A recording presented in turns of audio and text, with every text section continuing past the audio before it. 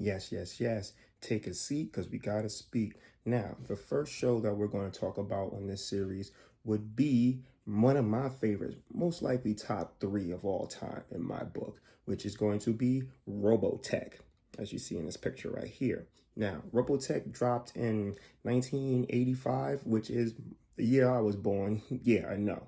I'm been around for a little bit. Adaptation from about three series from anime that was pretty popular back in that day, that came out in 82 to 84. So within that time, they already say, you know what, we're going to go ahead and make a brand new thing off of that. The show itself had a main character named Rick. Now, Rick was a high flyer who really didn't know anything about combat.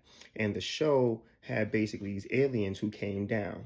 Now, the aliens wanted this tech that they had basically crashed. They're known from their masters, those who created the mechas that are in this show.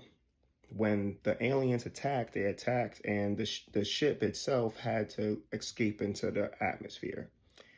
Now, Rick and his people go through all these bizarre adventures while they're trying to get back to Earth while fighting off this alien invasions, which are known as the Zentradi, a warrior race of basically 12 to 20 feet tall people.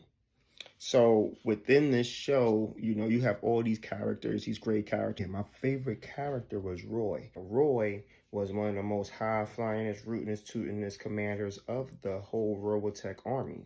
Now, he passed away in one of the most sickest ways ever. He went ahead, saved his people, and got shot up to pieces. But your man still walked around, had enough time to go see his girl, eat the fruit salad that she was basically making for him, and was playing the guitar and basically died on the couch. One of the most sickest deaths ever. One of the most memorable moments of the show for me. He was basically killed off, and the way that he died, man, it was epic. It was original. It was great. It just changed my life. Now, within this story, like I said before, it had three different series that was plugged into it that they condensed into 85 different episodes.